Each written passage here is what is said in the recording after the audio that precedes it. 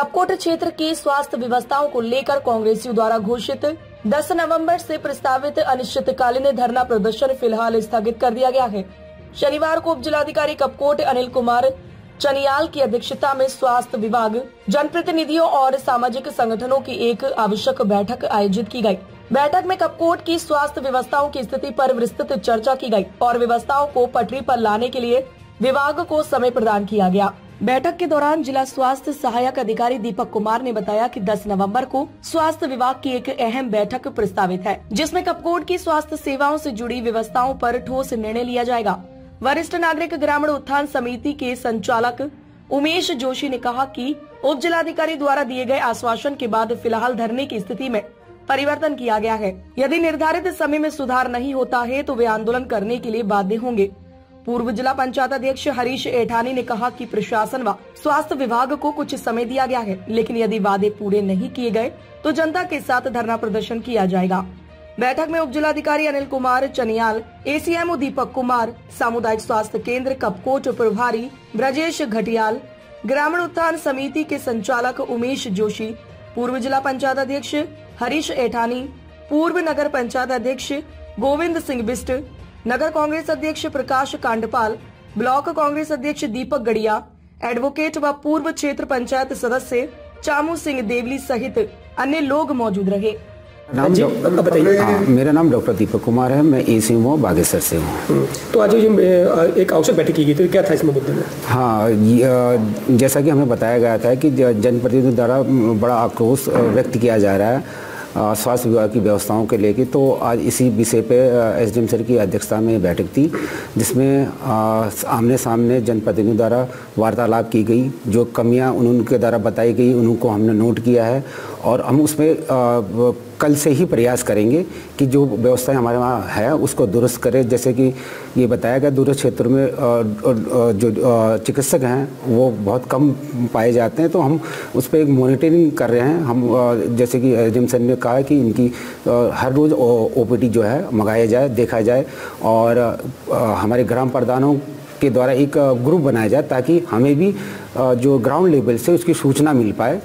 और जैसा दूसरा था कि जो विशेषज्ञ चिकित्सक हैं उसके संबंध में था कि सीएचसी कपकोट में हमारे पास सिर्फ एक बाल रोग विशेषज्ञ हैं। तो इस संबंध में शासन से 10 तारीख को बैठक है विशेषज्ञ चिकित्सकों की कमी के लिए। तो देखते हैं उस बैठक में क्या निर्णय निकलता है, क्या आश्वासन दिया जाता है। उसके बाद जो भी जानकारी होगी हम इसका जनप्रतिनिधियों द्वारा साझा किया जाएगा।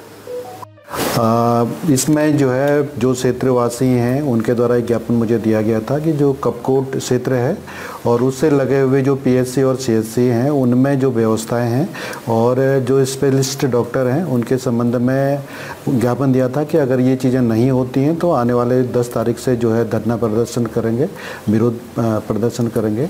चूँकि कानून और व्यवस्था को बनाए रखना मेरी जिम्मेदारी है, तो इस संबंध में मैंने जो संबंधित लोग हैं उनके साथ वार्ता की थी, आज बैठक रखी थी। इसमें जो है स्वास्थ्य विभाग भी हैं, मैं स्वयं हूँ और यहाँ के जनप्रतिनिधि और यहाँ के जो जागरूक लोग हैं वो सब इसमें उपस्थित थे।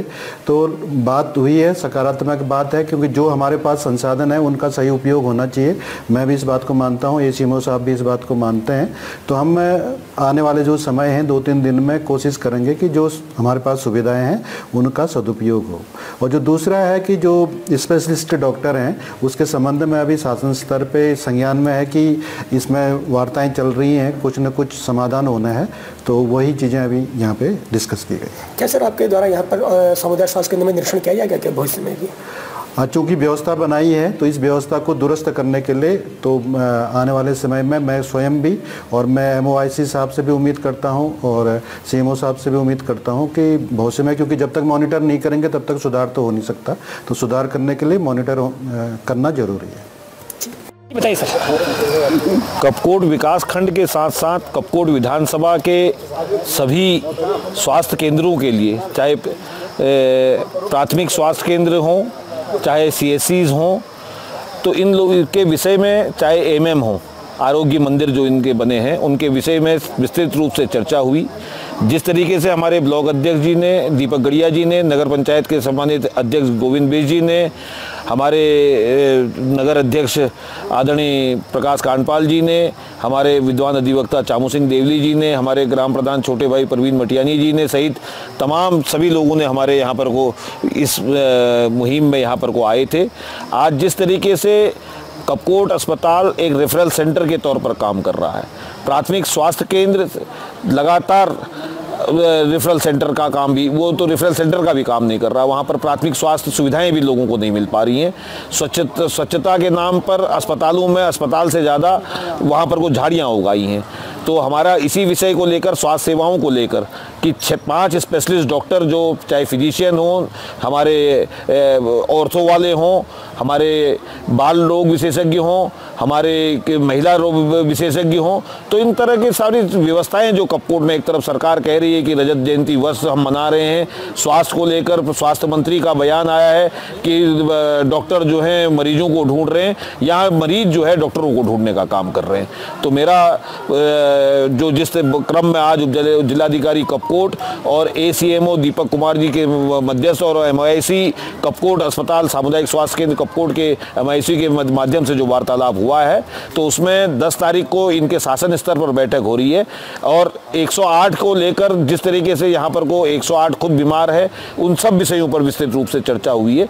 तो हम लोगों ने इस आंदोलन को, जो हमारा 10 तारीख से प्रस्तावित था, तो 10 तारीख के बाद हमारे नगर अध्यक्ष और ब्लॉक अध्यक्ष इस पर तय करेंगे कि किस तरीके से हमने इस आंदोलन को आगे वो करना है।